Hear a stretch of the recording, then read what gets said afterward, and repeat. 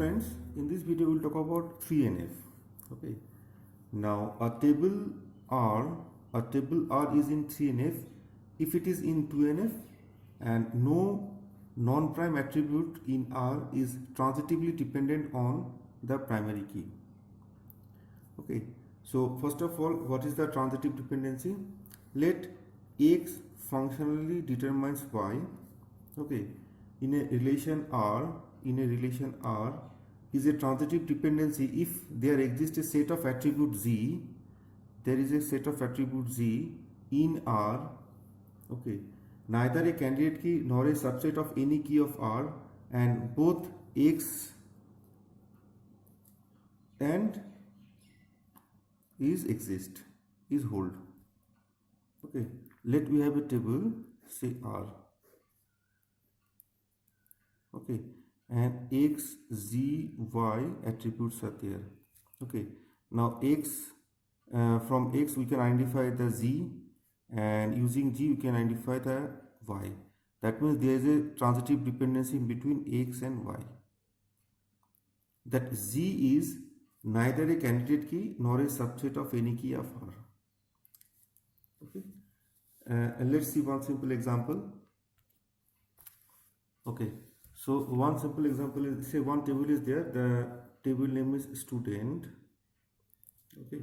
Now we can see the attributes are what? Roll number, name, department ID and department name. Okay. So from the roll number we can identify the name and the department ID.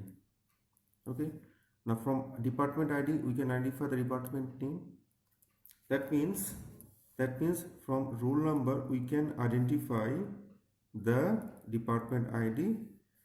From the department ID we can identify the department name. That means from the roll number we can identify the department name.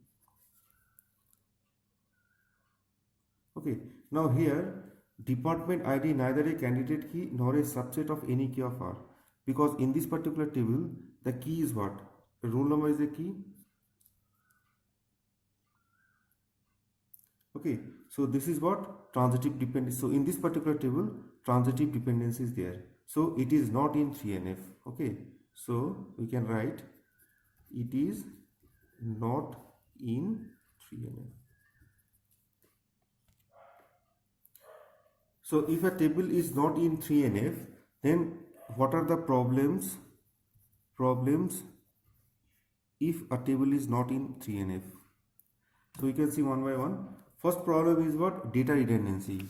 We can say the first problem, data redundancy. Here D1 is computer science, D1 is computer science. That means for repetitive informations are there. So it is what? Data redundancy. Okay, same information in many places. Second problem is what? Anomalies. So insertion, update and delete anomalies are there. So first of all, insertion anomalies. Suppose the university wants to introduce a new department. Okay, say department number Y. Okay, for say biotechnology department. But nobody has registered yet. So we cannot insert this information in this particular table. We cannot insert a department information in this particular table because no has an registered. That means it should be null and it should be null. But we have identified the roll number as a primary key and we cannot keep primary key null. That means what? We cannot insert here. So it is called insertion anomaly. So first problem is what? Insertion anomalies. Second is what? The deletion anomalies. Deletion anomaly is what? That means suppose in this particular table roll number 5, name N5, department say DX and department name is leather technology. Now suppose roll number 5 wants to leave this particular college, university. Now if he leaves this particular college, that means you have to remove this information. Now by removing the student information, simultaneously we are removing the department information too. So that means that you are losing this information. That means department name DX and the leather technology. This problem is called deletion problem. Now third is what? Update anomaly. Now in update anomaly, suppose here the department name is computer science. Now university wants to change this particular department instead of CS, and university wants to name is say CSE, computer science and engineering. So here we have to update the information. So instead of CS it should be CSE, instead of CS it should be CSE. So say total 100 times D1 CS informations are there, so we have to change 100 times. Okay, suppose 100 students are enrolled in CS department, so we have to change 100 times. This is what? Time consuming process. So that is the problem of update anomalies. Okay, now suppose sometimes in somewhere you have changed to CSE and somewhere leave as it is CS. That means what? We are introducing inconsistency. So if a table is in if the table is not in 3NF, that means these are the problems may arise. So how to solve it? Okay, to convert a table into 3NF, we have to decompose the table into smaller table. Okay, so we have the table roll number, name, department ID and department name. So what we can do, we can split this particular table into two tables. Say here roll number, name and department ID, here department ID and department name. Okay, now you can see here in the original table, so there is a role is dependent on, name is dependent on roll number, department ID is also dependent on the roll number. Now department name is dependent on the department name, and so that means what? From roll number you can identify department name. Now if you break it, okay, if you break it, you can say that means roll number. So roll number determines department ID and the name. Similarly, department ID determines the department name. That means we are preserving both the dependency here. Now here we can see it is less redundant. That means what? Repetition of the department ID or department name is we are reducing the redundancy, and no insert, delete and update anomaly is there. Suppose a new department DY, the university wants to introduce new department DY. So easily here we can introduce, here we can insert the information about the new department biotechnology. Similarly, deletion anomaly. Suppose roll number 5 wants to leave this particular college, so by removing this particular line, we can remove the student information by keeping this particular by keeping department and department untouched. Now update anomaly. Suppose university wants to change this department name CS to CSE, so by single change we can update the whole information without introducing the inconsistency. Okay, so that is the advantage of using 3NF.